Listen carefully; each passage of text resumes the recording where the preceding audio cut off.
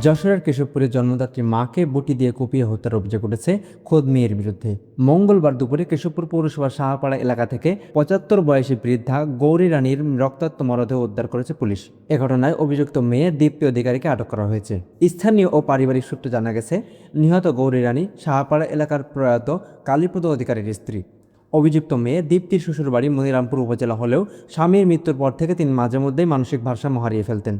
কয়েকদিন আগে তিনি মায়ের বাড়িতে বেড়াতে এসেছিলেন। এলাকাবাসী জানান, সোমবার রাতে দীপ্তিকে বাড়ির আঙিনায় বিবস্ত্র অবস্থায় অস্বাভাবিকভাবে ঘোরাঘুরি করতে দেখা গেছে।